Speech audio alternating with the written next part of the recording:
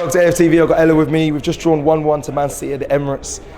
I just said before we started rolling, I said, it's not the end of the world, but it feels like the end of the world. It's really actually is upsetting because before the game yesterday I was like, this is a must-win game, which it is. Everyone's been saying for Arsenal this season we have to win all of our home games. Like every single home game is huge, particularly when we're trying to go for a title charge and winning the Premier League. You have to win all your home games. If you lose an away game, so be it, but for me, it's disappointing. I know City are a team that, that they're Man City at the end of the day. I know they haven't started off the season as strong as maybe people thought they might. Yeah. But at the end of the day, it's Man City. Are people forgetting that a little bit? Because I feel like we was getting agitated on the watch along, but like you said, they're still a good side. It's still Pep Guardiola team. Yeah, but we have a better squad than them, so we should have been able to utilise the 11 and the subs in the right way, and we didn't, because the 11 we had was wrong to start off with, and by wrong I mean it wasn't our best 11, and we actually then started off the game at a disadvantage because we didn't have our best players on the pitch. And if you don't do that, how are you expected to win a football game? You have to start your best players. Why did he not? Was he being cautious? Was he respecting City? Was he trying to ease players back? Like Saka's just come back. Like, what do you think the reason was for him not starting strong as 11? I feel like we all know what Arteta is like, and I'm really annoyed. Like this is a moment where I backed Arteta constantly. I've never been like an Arteta out. We've had moments where we've doubted him, but today, seeing that starting 11, I'm really starting to ask questions, because for me, I don't actually understand a possible reason as to why you could not start your best players in each position. I know he really rates Marino. I like Marino too.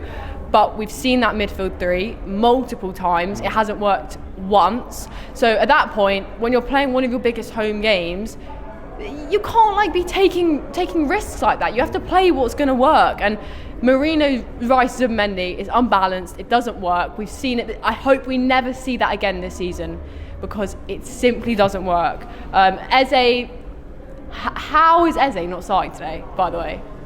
How? I think that's the biggest question. I think we was advocating for him, a lot of us, including yourself, especially at half time. But we all said Arteta won't do it. He won't bring him on at half time. But then we saw him come on, and did it feel like he re-injected something into that performance in the second half? Yeah, I think as much as we could.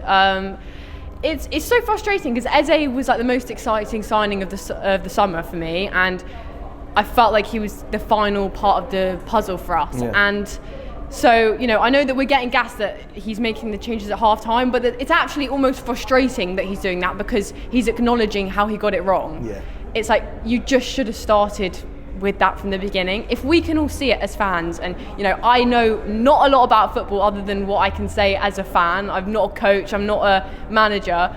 If we can all say that and see it, then I just don't understand why Arteta's not seeing it. And for me, that is incredibly frustrating. Give me a word on Gabriel Martinelli. I think he's been under a lot of, not even scrutiny, but just, he's been doubted. Even mentioned when he was on international break, on international duty, he said he sees the criticism. How big of a goal is that for him? Obviously he scored as well against Bilbao in the week. How big of a goal was it for him today?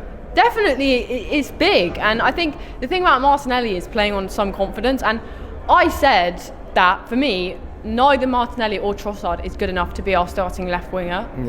But that doesn't mean that they're not both really good impact substitutions. I think having Martinelli as an impact substitute, I'm a big fan, big fan. Do I think he's good enough to start? No. But seeing what he can do coming off the bench and scoring a goal like that was not an easy goal, to be honest. And he had a lot to do to get it over Donnarumma's head. But yeah, it's a big goal in a big moment. It's 2 points dropped. Let's get one thing clear. This is not a win. We scored a last-minute goal. We celebrated it because, we'd rather have a point than none.